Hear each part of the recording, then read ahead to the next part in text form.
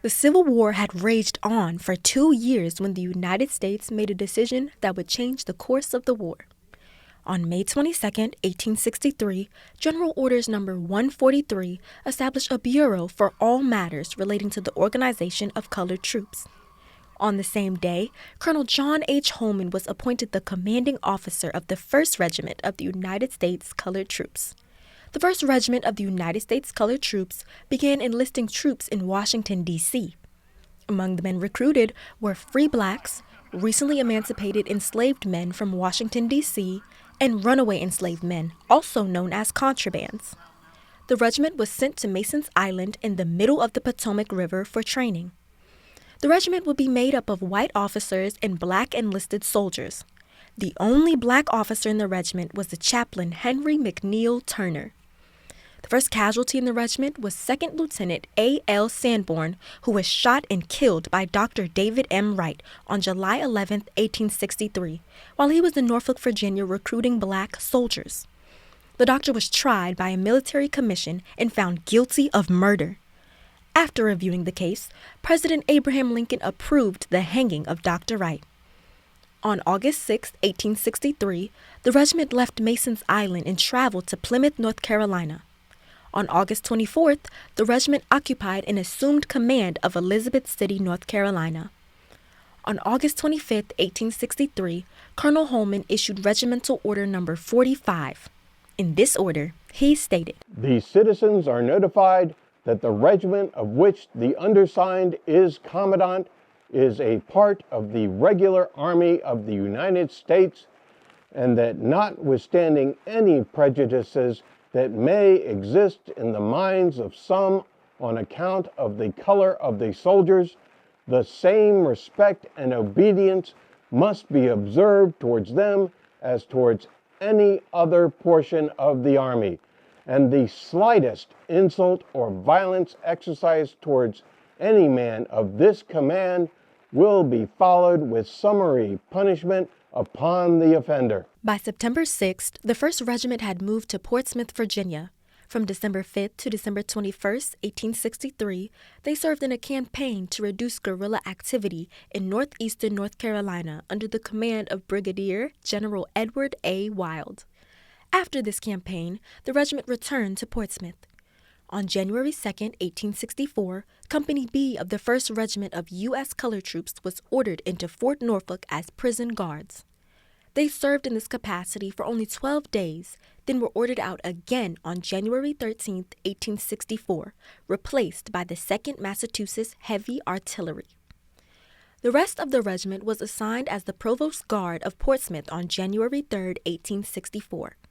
Colonel Holman issued Regimental Order No. 69, where he stated, "The colonel commanding desires to congratulate the men of his command upon the great progress made by them since their enlistment into the service of the United States.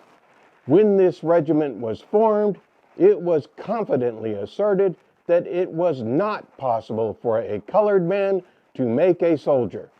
Many obstacles were put in their way, but by their attention to duty and their soldierly bearing, the men of this command have overcome these obstacles and have received the commendations of the commanding general and have now been appointed the Provost Guard of Portsmouth." In February 1864, the regiment was sent to New Bern, North Carolina. In April, they were sent to Camp Hamilton next to Fort Monroe. On May 5th, they were sent to Wilson's Wharf, Virginia, where they helped build Fort Pocahontas. On May 24th, 1864, they were attacked in the Battle of Fort Pocahontas. Chaplain Turner recorded a first-hand account of the battle. Captain Borden and Rich of the 1st U.S. Colored Troops with their gallant companies were at some distance in front, skirmishing with the advance guard of the rebels. And here, permit me to say that the skirmish was the grandest sight I've ever beheld. I acknowledge my incapacity to describe it and thus pass on. By the time our pickets had been driven and a flag of truce was seen waving in the distance when General Wild gave orders to cease firing. Lieutenant Colonel Wright was immediately dispatched to meet it and found it to be a peremptory demand from General Fitzhugh Lee for the unconditional surrender of the place, with the promise that we should, upon such compliance, be treated as prisoners of war. But upon a refusal, we would have to abide by the consequences, assuring us at the same time that he intended to take us, for he could and would do it. General Wild told him to try it. In 15 minutes, rebel balls were flying like hell all around our heads. But gallantly, the compliment was returned. It would be contraband to tell you other force on that occasion. But this much I tell you, our force on that occasion, but this much I must tell you, that the 1st Regiment of United States colored troops, with a very small exception, did all the fighting. I am also sorry that it is inexpedient to give you a full description of that terrific battle which lasted several hours. But the coolness and cheerfulness of the men, the precision with which they shot, and the vast number of rebels they unmercifully slaughtered won for them the highest regard of both the general and his staff, and every white soldier that was on that field. Allow me to say that the rebels were handsomely whipped. They fled from our men, carrying away a large number of their dead and leaving a great many on the field for us to bury. They declared our regiment were sharpshooters. Our loss, considering the terribleness of the conflict, was almost incredibly small. In June, the men were moved to City Point, Virginia, and on May 24th were involved in the Battle of Baylor's Farm. We have another first-hand account by Chaplain Turner. The rebels had a line of rifle pits and embrasures thrown up across the road, which led to Petersburg and intended to stop our headway if we attempted to pass. But the colored troops told the rebels that it was too early in the morning for such fun as that. Consequently, they charged up upon the rebel works, took all their cannon forepieces, and filleted the scoundrels as they would a set of mad dogs. Those of them who escaped the death piles of our boys played a most successful game of skedaddling, many of whom won their life by it. My regiment then led the advance and drove the rebels some 5 or 6 miles, keeping up a continuing skirmish all the time. Our regiment followed the rebels in hot pursuit till they came in front of the 5 forts on the heights around Petersburg. These forts and fortifications were regarded impregnable by the rebels. Here in my regiment, in the advance with the rest of the colored troops, lay under the galling fire of the rebel forts and sharpshooters for nearly 8 hours, part of which time I was with the advance skirmisher, and the only chance a man had for his life was to lie flat on the ground as a leech upon his prey. A shell would often burst in the midst of our ranks and sever arms and legs from the bodies of our brave soldiers with as much ease, apparently, as if they had dropped off themselves. Sometimes the rebel forts would be playing on us and over us in front, and our artillery playing on us, not knowingly, in the rear. Several of our men were killed by our own shells that day. In this precarious predicament, we had to gain foot by foot and inch by inch towards the rebel forts. Still late in the afternoon, when Colonel Holman resolved that he would keep his men under fire no longer, unless it was to accomplish some end more than had been achieved for several hours. So he rode down the line of his brigade and told the men to get ready to take the forts, which was glorious news to the boys. A few moments only intervened before the bayonets were fixed, and away went Uncle Sam's sable sons across the old field, nearly 3/4 of a mile wide, in the face of rebel grape and canisters, and the unbroken clatter of thousands of muskets.